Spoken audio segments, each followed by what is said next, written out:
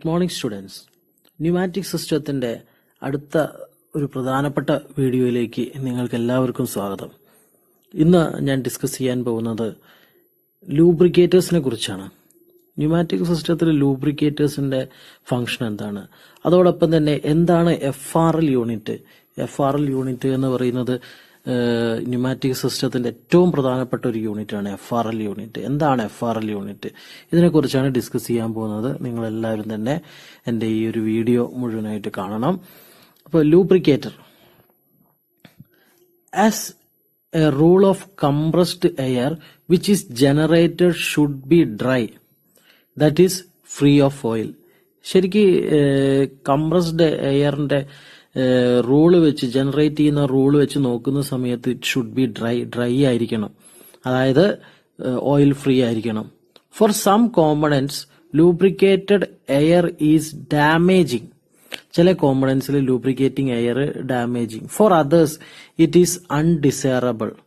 But for power components it may in certain cases be necessary. എന്നാൽ ചില power കോമ്പണൻസുകളിൽ lubrication എന്ന് പറയുന്നത് വളരെ അത്യാവശ്യമാണ്. ലൂബ്രിക്കേഷൻ ഇല്ല എന്നുണ്ടെങ്കിൽ എന്തൊക്കെ ഒരുപാട് ഹീറ്റ് ജനറേറ്റിംഗ് പ്രോബ്ലംസ് പോലുള്ള സംഗതികളൊക്കെ ഉണ്ടാവും. The lubrication of compressed air should therefore always be limited to plant sections which require lubrication. lubrication ആവശ്യമായ സ്ഥലങ്ങളിൽ ലിമിറ്റഡ് ആയിട്ട് നമുക്ക് ഉപയോഗിക്കേണ്ടി വരും. For this purpose lubricators are fitted to feed compressed air with a specially selected oils. ഈ ആവശ്യത്തിന് വേണ്ടിയിട്ട് നമ്മൾ എന്ത് ഉപയോഗിക്കുന്നു? ലൂബ്രിക്കേറ്റേഴ്സ് ഉപയോഗിക്കുന്നു. ഇത് സാധാരണ എല്ലാ ഓയിലും നമുക്ക് അതിനു വേണ്ടി ഉപയോഗിക്കാൻ പറ്റില്ല. സ്പെഷ്യലി സെലക്ട് ചെയ്ത ഓയിലുകൾ നമ്മൾ ഉപയോഗിച്ചുകൊണ്ട്, ലൂബ്രിക്കേറ്റർ എന്ന് പറയുന്ന സാധനം ഉപയോഗിച്ചുകൊണ്ട് അത് നമ്മൾ ചെയ്യുന്നു.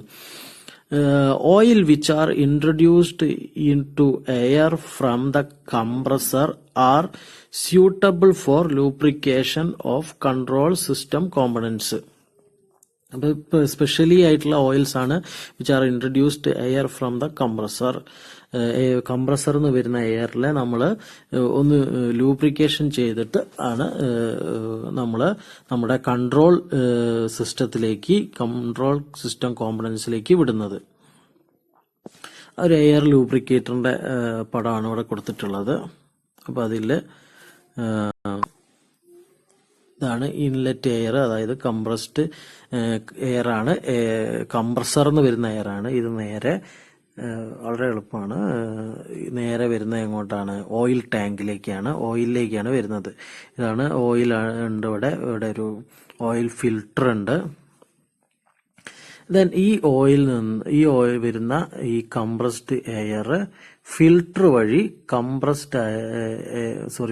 വഴി ഫിൽട്ടറിങ് ആക്ഷൻ നടന്നതിന് ശേഷം ഈ ട്യൂബിലൂടെ നമ്മുടെ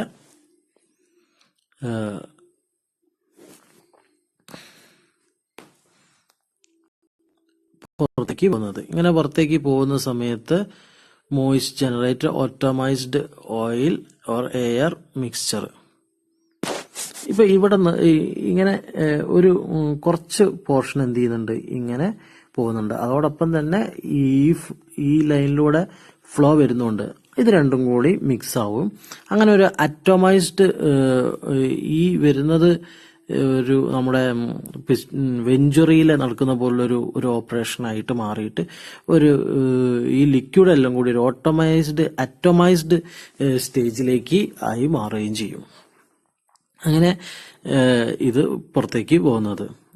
ഇപ്പോൾ നിലവിൽ ഒരു ലൈനിൽ ഇങ്ങനെ വന്നുകൊണ്ടിരിക്കുന്നുണ്ട്. കുറച്ച് പോർഷൻ എന്ത് ചെയ്യും? ഇതിലൂടെ ലൂബ്രിക്കേറ്റർ ഓയിലിലൂടെ വന്നിട്ട് ഇതിലൂടെ പോവുകയും ചെയ്യും. ഇങ്ങനെ ഇത് രണ്ടും കൂടി മിക്സ് ആയിട്ടൊരു അറ്റോമൈസ്ഡ് സ്റ്റേജിലേക്ക് ആയിട്ട് മാറുകയും, അങ്ങനെയാണ് അത് ലൂബ്രിക്കേറ്റർ ഫംഗ്ഷനോട് കൂടിയായിട്ട് ആ എയർ മാറുകയും ചെയ്യും.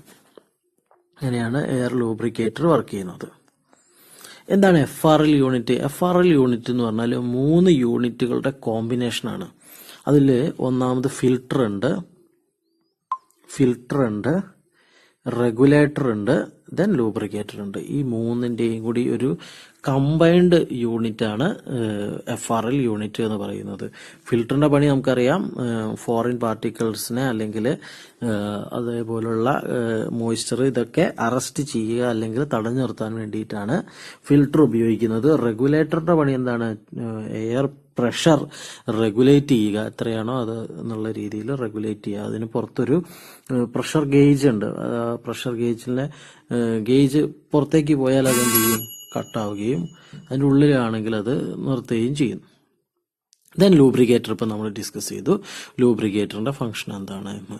അപ്പൊ ഈ രീതിയിൽ മൂന്നിന്റെയും കൂടി കോമ്പിനേഷൻ ആയിട്ടാണ് FRL യൂണിറ്റ് വരുന്നത്. വളരെ ഇമ്പോർട്ടൻ്റ് ആണ്. അപ്പോൾ ഇത് പടം വരയ്ക്കാനും ഇതിനെക്കുറിച്ച് ഡിസ്കസ് ചെയ്യാനുണ്ട്. FRL unit filter, regulator, lubricator are termed as FRL. There are commonly used in each and every workstation. ഇത് നമ്മുടെ എല്ലാ സ്ഥലങ്ങളിലും കോമൺ ആയിട്ട് ഉപയോഗിക്കുന്നതാണ് ഈ FRL യൂണിറ്റ് എന്ന് പറയുന്നത്. ഫിൽട്ടർ, റെഗുലേറ്റർ ഇതിങ്ങനെ ഒരു യൂണിറ്റ് ആയിട്ടാണ് ഉണ്ടാവുക, അല്ലെങ്കിൽ ഇത് ഒരുമിച്ച് ആയിട്ട് ഇങ്ങനെയും കാണാവുന്നതാണ്. അപ്പോൾ അത് നിങ്ങൾക്ക് ഈ ഒരു ഫിഗറിൽ കാണാൻ സാധിക്കും. ഇതൊരു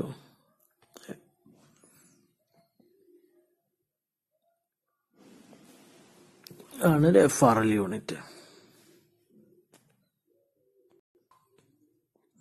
FRL യൂണിറ്റ് ഇവിടെ നിന്നാണ്, ഈ FRL യൂണിറ്റിൽ നിന്നാണ് നമ്മുടെ ഈ എയർ ടൂളാണ്. ഒരു എന്താ പറയുക, ഒരു റഫനിങ്ങിനൊക്കെ വേണ്ടിയിട്ട് ഉപയോഗിക്കുന്ന ടൂളാണ്. അപ്പോൾ ഇതിലേക്ക് എയർ എത്തുന്നത് ഇങ്ങനെയാണ്. ഇതാണ് നമ്മുടെ ആക്ച്വേറ്റർ കണക്ട് ചെയ്ത് കഴിഞ്ഞാൽ ആക്ച്വേറ്ററായി. ഇപ്പോൾ ഇവിടുന്ന് നമ്മുടെ കംപ്രസ്ഡ് എയർ കൺട്രോൾ വാൽവ്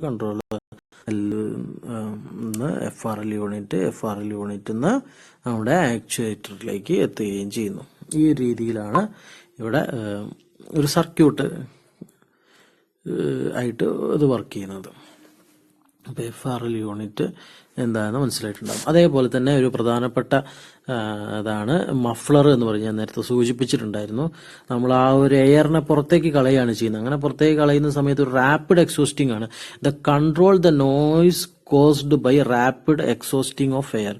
അത് കുറയ്ക്കാൻ, ആ നോയ്സ് കുറയ്ക്കാൻ വേണ്ടി നമ്മൾ വണ്ടികളിലൊക്കെ സൈലൻസർ ഉപയോഗിക്കുന്നുണ്ട്. നമുക്കറിയാം, നമ്മൾ ആ ഒരു പുറത്തേക്ക് എക്സോസ്റ്റ് ഗ്യാസിനെ പെട്ടെന്ന് കളയുന്ന സമയത്ത് ഉണ്ടാവുന്ന ആ ഒരു സഡൻ ഇമ്പാക്ട് കുറയ്ക്കുക, അതോടൊപ്പം തന്നെ നോയ്സ് കുറയ്ക്കാൻ വേണ്ടിയിട്ടാണ് നമ്മൾ സൈലൻസറുകൾ അല്ലെങ്കിൽ മഫ്ലറുകൾ ഉപയോഗിക്കുന്നത്.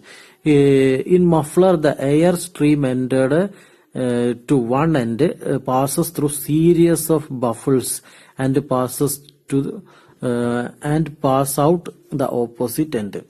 മഫ്ലറിലൊക്കെ സംഭവിക്കുന്നത് എന്താണെന്ന് വെച്ചിട്ടുണ്ടെങ്കിൽ കുറേ ബഫിൾസ് ഉണ്ടാവും, കുറേ റെസ്ട്രിക്ഷൻസ് ഉണ്ടാവും, കുറേ പ്ലേറ്റുകൾ ഇങ്ങനെ വെച്ചിട്ടുണ്ടാവും. അപ്പോൾ ഒരു സ്ഥലത്ത് നിന്ന് തുടങ്ങി ആ പ്ലേറ്റുകളിലൂടെ ഒക്കെ കയറി ഇറങ്ങി ഇങ്ങനെ പോകണമെങ്കിൽ, അങ്ങനെ പോകുന്ന സമയത്ത്, അതായത് കുറേ ഒരു സൈലൻസർ ആണെങ്കിൽ ഇതിൽ കുറേ പ്ലേറ്റുകൾ ഇങ്ങനെ വെച്ചിട്ടുണ്ടാവും. മുകളിലും താഴെയായിട്ട് കുറേ പ്ലേറ്റുകൾ ഇങ്ങനെ വെച്ചിട്ടുണ്ടാവും. ഇപ്പോൾ ഇവിടുന്ന് വന്നിട്ട് എയർ വരികയാണെന്ന് വിചാരിക്കുക. ഇതിന് ട്രാവൽ ചെയ്യണമെങ്കിൽ ഇങ്ങനെ ട്രാവൽ ചെയ്യണം. അപ്പോൾ ഇതെന്തായി, ഇതിന്റെ ഏരിയ ഓഫ് ട്രാവലിംഗ് കൂടി.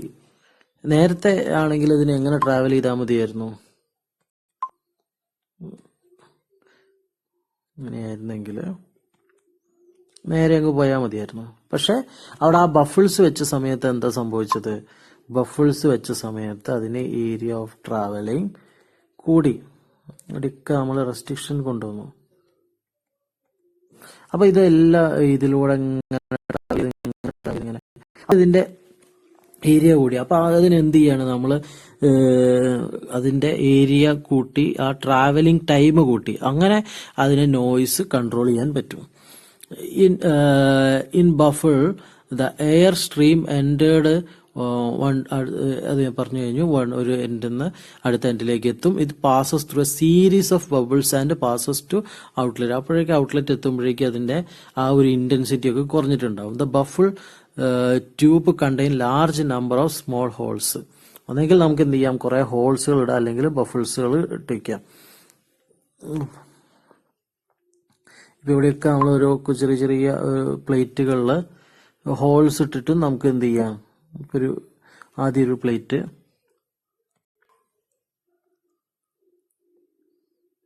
ഇങ്ങനെ കുറെ പ്ലേറ്റുകൾ കൊടുത്തുകൊണ്ട് ചെയ്യാം. അപ്പൊ ഇതിനൊക്കെ നമുക്ക് ഇങ്ങനെ കുറെ ഹോൾസ് ഇട്ട് വെക്കാം. അപ്പൊ ഈ ഹോൾസിലൂടെ ഒക്കെ ഇത് എന്ത് ചെയ്യണം, ട്രാവൽ ചെയ്യണം. അപ്പൊ അതിന്റെ ട്രാവലിംഗ് ഏരിയ കൂടി. അപ്പൊ ഈ രീതിയിൽ നമുക്ക് എന്ത് ചെയ്യാം, സൈലൻസർ വർക്കിംഗ് എന്താണെന്ന് നിങ്ങൾക്ക് മനസ്സിലായിട്ടുണ്ടാവുമെന്ന് വിചാരിക്കുന്നു. ഓക്കെ.